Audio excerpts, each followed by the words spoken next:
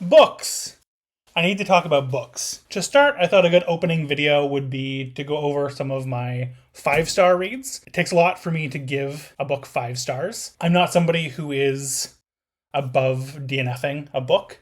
If I get partway through a book and I'm not vibing, I don't finish it. Not wasting my time. There are too many books to read. So 1 star, 2 stars are not ratings that I usually give out unless I get to the end of a series or end of a trilogy and don't care for how it ends. Otherwise, for me, 3 stars is pretty good book. 4 stars, really good book. 5 stars is one of those books that changes how you think about the way that you would rate a book. I only have so many of those, but I'm going to talk about a few of them. A lot of them are pretty obvious, pretty basic 5-star reads that I think everybody is probably already familiar with. But I'll go through them. I'm not going to give a big synopsis of all these books. They're fairly popular books, and maybe I will dive into some of the other series or books that I like that are a little bit more obscure or that I just really want to talk about in a later video. But the very first book that I'll talk about is Project Hail Mary. Did a little flippy there. I realized I was recording mirrored because I hate the way that I look when I'm not mirrored. But then you can't read the title of the book, so here we are. But Project Hail Mary by Andy Weir. Pretty obvious choice for a 5-star read, although I think that might be a bit of a hot take depending on who you talk to. But just the way that the story is written, it's super engaging. The friendship that forms between the unlikely people in this book is something that I still think about all the time. And I read this book a very long time ago at this point. When did this book come out? Okay, well, not that long ago, but it feels like it was in a different world. But this is the first edition and it's 2021. And I read it as soon as it came out. So I guess at this point it's been 4 years. Feels like it's been a lot longer. But I still think about this book all the time. And if there's anybody that's looking for a book recommendation who's into sci-fi or fantasy, this is usually the very first book that I suggest. Next one usually comes up, I think, in similar conversations as Project Hail Mary, but that is Dark Matter by Blake Crouch. I love this book. I haven't seen the TV show yet. I don't know if I want to. I don't know if it's worth watching it or if I should just let this exist as its own thing in my mind. This is a cool edition that I picked up with the sprayed edges, signed by the author.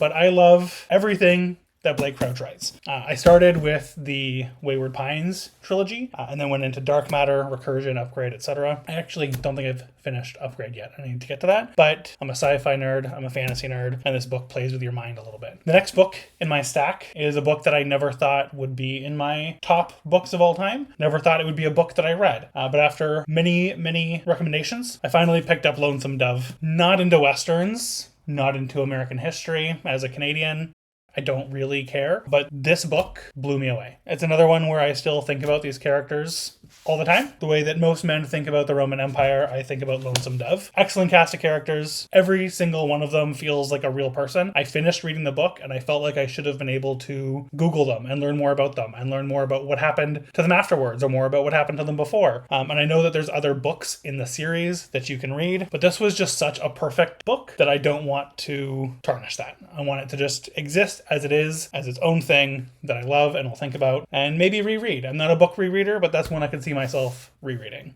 We'll see. Next on my list is back into fantasy a bit, and this is a hot take. 5-star read. Favorite book of the series, Rhythm of War. Book 4 of the Stormlight Archives. Why Rhythm of War? Way of Kings, incredible, but it's like a 1,000-page long prologue to a series. I love everything about it. I love the characters, but if I had to pick a favorite out of all 5 of them, it's Rhythm of War. That might change. I haven't finished the 5th book yet. I love the way that everything culminates. I love how much more you learn about the Parshendi, how much more you learn about Spren and the experiments that Navani is doing. People find this book boring. People find it meandering. I loved every second of it. The next book on my list is The Sword of Kaigen by M.L. Wang. Boop, boop. There we go. Not a lot to say about this book that hasn't already been said. These characters and the twists and the turns in this book, I don't know what I was expecting when I went into it, but it was a kind of fantasy and a kind of book that I've never read before. And anytime I find something really new and really fresh, I get excited about it. And it's another one that just sticks with you long term. Next, we have Piranesi. I don't know what genre this book is. It's fantasy, it's urban fantasy, maybe. But I love unraveling the mystery with the main character as you're going through it. I love seeing this world through their eyes and just exploring with them.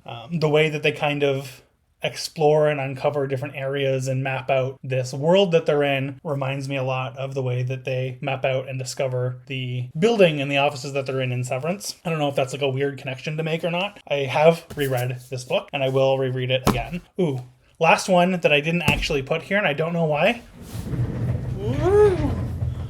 11/22/63 by Stephen King. I don't even like Stephen King, guys. Not a fan. Have never been a fan of Stephen King. I was really skeptical. I liked the idea of time travel, and I liked the idea of what would happen in this situation. I've actually been to Dallas. I've stood on the spot where JFK was shot. I've looked out the window where Lee Harvey Oswald took his shot. I have a lot of questions. Look, I tried to read this book years ago when I was first kind of like really getting back into reading. I'd never read a book this long before. I remember getting like 200 pages into the book, and that was me kind of like flipping back and forth between the book and the audiobook. Never finished it. It took months to get that far. I tried to get back into Stephen King so many times. The only other one that I've successfully finished was Pet Sematary, and that was like a strong 3 for me. But I decided to pick this one back up again last year or the year before, and I flew through this. Like, I got caught back up to those 200 pages I had read within like a day. It's another one, I guess that's the running theme in all of these books that I think about all the time. The story is so interesting. I love the method of time travel. It's making me want to read more Stephen King. I haven't tried yet. I'm open to more Stephen King. Leave me recommendations in the comments. Maybe I'll read one.